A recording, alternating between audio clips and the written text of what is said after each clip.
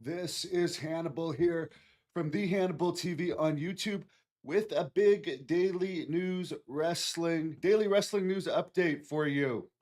So let's jump into it. Some sad news in a way, but he did live to be 95. Bob Caudle, the legendary NWA announcer, he also was an announcer for Smoky Mountain Wrestling, passed away peacefully in his sleep overnight last night.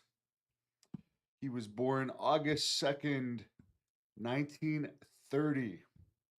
What a life. He was the official voice of Mid Atlantic wrestling throughout the 70s and 80s, most notable for his time in the NWA and Jim Crockett promotions.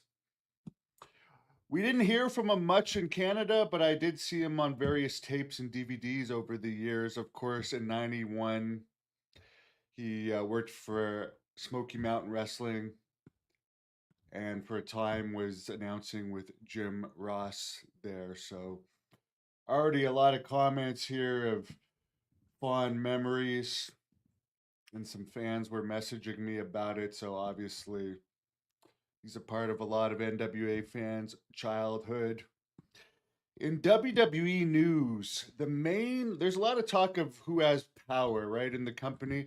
The main wrestlers that have executive power in WWE right now are Triple H, Shawn Michaels, The Undertaker, and The Rock. If you want to consider The Rock a wrestler still, even though he only made few appearances this year, the big one on Elimination Chamber and the NXT appearance where he randomly got in the ring and dropped a bunch of F bombs. And of course, Triple H is inserting himself in absolutely everything. Whenever anyone joins the company, whenever anyone wins the titles, he's even on the WrestleMania poster, he's introducing shows. WWE is really the Triple H show. Triple H, according to reports, makes between 2.8 to 3.6 million a year. Shawn Michaels makes about 2 million a year. And he pretty much has the run of NXT. The Undertaker makes 2.5 million a year. He has a big part in AAA, which to me it's absolutely unwatchable with the no selling in AAA.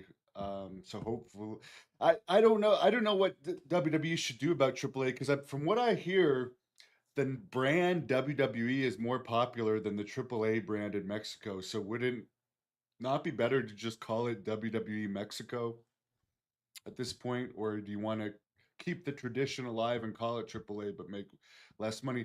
I don't see Triple H doing huge in any market that doesn't have a lot of Hispanic people because your average wrestling fan in the US or Canada overall does not want to see a whole card of Mexican wrestling, Mexican style wrestling, which is no selling, unrealistic, and if you don't speak Spanish, it's hard to understand. And there's a lot of goofy characters like Mr. Iguana, and like again, in theory, for the Mr. Iguana thing, you're not even supposed to have an iguana in the ring. It's a foreign object.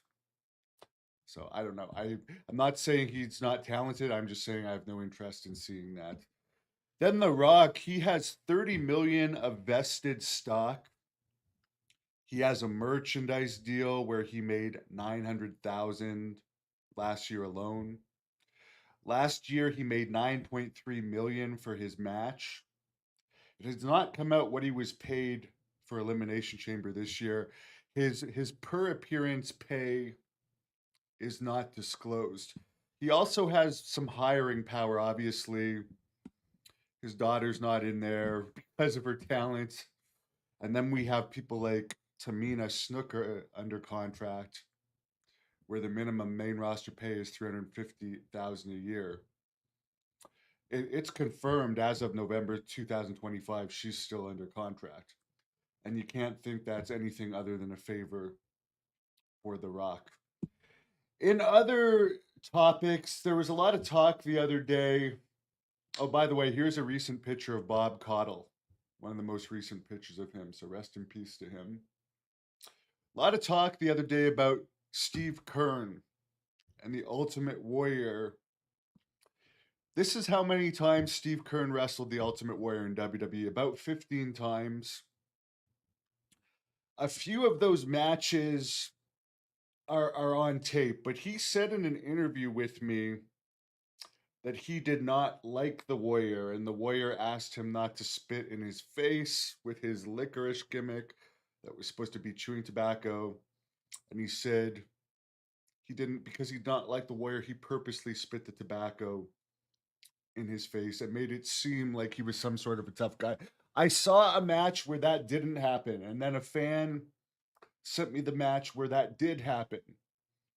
But here's the thing, he spits the licorice in Warrior's face, then Warrior proceeds to beat the crap out of him the entire match to the point where he gets zero offense in. Then, after the Warrior pins him, the Warrior sticks his hands in Skinner's mouth, which is quite disgusting to have another man's hands in your mouth. And he gets a handful of the chewing tobacco or licorice or whatever it was and wipes it all over Skinner's face. So Skinner telling that story like he's some type of tough guy is not that accurate. A lot of people are just jealous of the Warrior. I understand he could be cantankerous, but I've never heard of the Warrior backing down from anyone, and there's only one fight on record of Skinner, and it was against Coco Beware, where Skinner sucker punched Coco, and Coco quickly recovered and dominated the fight and got the better of Kern.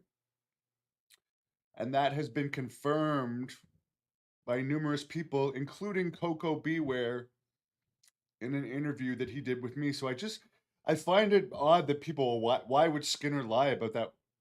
Give me a break. If Skinner acted like a tough guy to the Warrior in 1991 when the Warrior was up there and Skinner was down there, Skinner would be out the door. And please, somebody tell me a time that the Warrior was beat up. People like to tell this story. At one point, Andre stiffed him in a match, but he has the most and the fastest victories over Andre than any other wrestler. And I've heard the Warrior say this himself. If Andre didn't respect him, he never would have let him beat him in like a minute on a massive series of house shows. Yeah, Coco Beware also beat up Paul Roma because, from what I understand, Paul Roma was used some racist terminology towards him. And Coco had a fight with a WWE executive that used to be a hockey fighter as well. And according to Marty Jannetty, who used to party with Coco, Coco was a fairly tough guy. So I know I just got to stick up for the Warrior a bit because I like him. I was a fan of his. And we even see Flair. Here's another thing. Let's just bring up Flair saying that the Warrior was beat up by Rick Rude in Toronto. When was Ric Flair ever in WWE at the same time of Rick Rude? And the way that people talk about wrestling fights and give details about wrestling fights, if there's no details of this beating that Rude supposedly put on the Warrior, who, by the way, they wrestled for years, I just don't buy it. I think it's a case of people just crapping on the Warrior. And by the way, there's a lot of people with attitudes in this business. And the Warrior, when he was wrestling on house shows, they were going strong. This was not a couple matches a month and you show up and there's only TV tapings and hardly any house shows. And you don't wrestle on every TV taping because sometimes it's just a backstage segment or a promo. This is the days where there'd still be double shot house shows. And by the way, people like to complain, oh, the Warrior wanted his own dressing room. Well, clearly people didn't like him. I'd want my own dressing room too if I was the Warrior. But now even guys like Gunther have their own buses. And you can't tell me Gunther's anywhere near the draw or the superstar that the Warrior was. Gunther's actually boring, if you ask me. But I hope everyone has a wonderful Saturday. God bless Bob Cottle. Never heard anything bad about him. So, RIP.